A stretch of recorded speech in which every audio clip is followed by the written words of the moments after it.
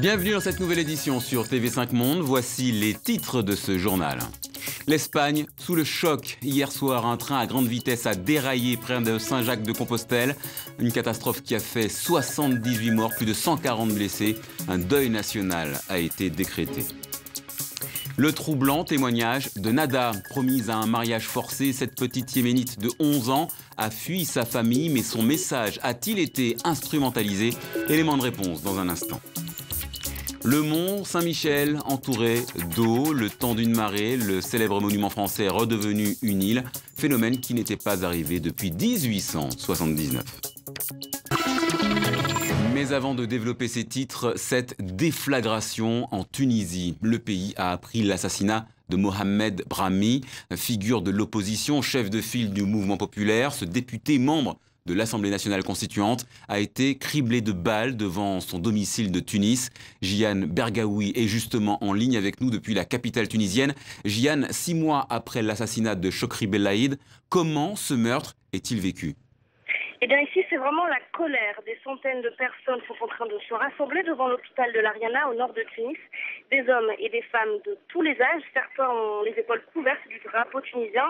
La foule, elle est très agitée. Elle crie Ranouchi, assassin, c'est sûr. C'est Ranouchi ou encore Enarda, c'est fini. Le ministère de l'Intérieur vient donc de confirmer la mort par communiqué. Les circonstances, elles ne sont pas très précises. Mohamed Brahmi aurait été abattu de plusieurs balles sous les yeux de sa femme et de ses enfants. Sa fille, qui est ici devant l'hôpital, dit avoir vu 2 hommes à scooter.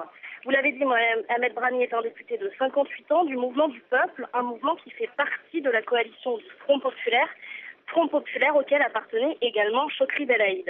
Et le symbole est d'autant plus fort, David, que la Tunisie fête aujourd'hui le 56e anniversaire de la République. En direct de Tunis, Jian Bergaoui, merci Jian. Il n'y aura pas de célébration de la Saint-Jacques cette année en Espagne. La fête populaire s'est transformée en deuil et c'est tout un pays qui est sous le choc. Après la tragédie de Saint-Jacques-de-Compostelle, un train a déraillé près de la célèbre commune de Galice avec 78 morts au moins. C'est la pire catastrophe ferroviaire en Espagne depuis près de 70 ans.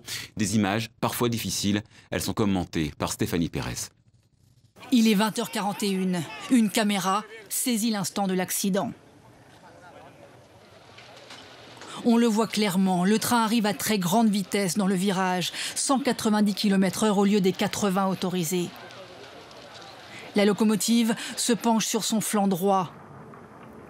Les autres wagons se soulèvent et sont déchiquetés. De l'un d'entre eux s'élèvent immédiatement des flammes et de la fumée. 2 autres se sont encastrés. Sous l'impact du choc, un 4e a été projeté en l'air. Il a atterri de l'autre côté de ce mur de 5 mètres qui longe la voie. Scène de chaos à l'entrée de Saint-Jacques-de-Compostelle. Le vacarme assourdissant de l'accident a alerté le voisinage. J'ai entendu une explosion, alors je suis venu tout de suite. J'ai vu qu'il y avait un wagon qui était passé par-dessus le mur. Et là, tous les autres voisins sont arrivés. Les riverains arrivés en premier aident ensuite les secours à évacuer les blessés pris au piège dans l'amas de ferraille. Avec des pioches ou à main nue, ils brisent les fenêtres, guettent le moindre souffle de vie. Les secours évacuent par civière les dizaines de blessés, mais aussi de nombreux corps sans vie. Les cadavres reposent à même la voie. Plus les heures passent, plus le bilan s'alourdit. 78 morts selon un dernier décompte. C'est toute l'Espagne qui est en deuil aujourd'hui. Un deuil national décrété par Mariano Rajoy, lui-même natif de Saint-Jacques-de-Compostelle. Le Premier ministre espagnol s'est immédiatement rendu sur place. Il s'est entretenu avec les secouristes et devait se rendre au chevet des blessés. L'émotion, mais également l'incompréhension. Comment expliquer une telle tragédie? La piste la plus probable, c'est celle d'une vitesse excessive. Mais si les enquêteurs attendent de retrouver les boîtes noires pour se prononcer, comme nous l'expliquait tout à l'heure Fanny Lothaire, notre consoeur de France 2 sur place. Oui, pour l'instant, effectivement, vous le voyez derrière moi, eh bien, les enquêteurs sont toujours à pied d'œuvre pour tenter de trouver cette fameuse boîte noire du train qui va permettre de savoir exactement ce qu'il s'est passé. Pour l'instant, vous l'avez dit, la piste la plus plausible, celle qui est en tout cas la plus suivie ici en Espagne, eh bien, c'est celle de la vitesse excessive. Le train roulait 2 fois la vitesse autorisée dans ce virage dit dangereux, plutôt exigu. Le conducteur du train, d'ailleurs, fait l'objet d'une enquête en ce moment même. Il a, sur le moment du drame, appelé ses supérieurs pour leur dire « je vais trop vite, je vais à 190, je vais beaucoup trop vite ». Et c'est donc évidemment la piste la plus suivie ici. Vous le pensez évidemment, les voisins qui sont autour de nous ont décrit des scènes d'horreur, des scènes de carnage. Ils ont expliqué qu'effectivement le train allait beaucoup trop vite, ils l'ont vu eux-mêmes. Et je pense que ce genre de témoignage va pouvoir permettre aux enquêteurs d'en savoir un petit peu plus sur l'origine de l'accident. Une enquête en cours, forcément des suppositions et une certitude. Le train allait vite, trop vite, beaucoup trop vite. Reste à savoir pourquoi il a abordé ce virage à plus de 2 fois la vitesse autorisée. Hugo Clément. Erreur humaine, problème technique ou encore attentat.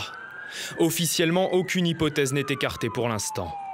Mais selon la presse espagnole, c'est la vitesse excessive qui serait à l'origine du drame. 15 h hier, le train quitte Madrid en direction de la Galice. À 20h41 précise, quelques minutes avant d'arriver à Saint-Jacques-de-Compostelle, il aborde un virage très serré. La voici cette courbe, filmée lors d'un précédent trajet. Ici, la vitesse est limitée à 80 km/h, mais le train roulerait alors à près de 200 km/h. La locomotive et les premiers wagons déraillent. Certains se couchent sur le côté. Les wagons arrière, eux, s'encastrent les uns dans les autres. L'un d'entre eux est même propulsé sur un terre-plein situé plusieurs mètres plus haut. Juste après l'accident, selon le journal El País, le conducteur du train, blessé et coincé dans sa cabine, appelle la gare, paniqué. « Nous sommes humains, nous sommes humains.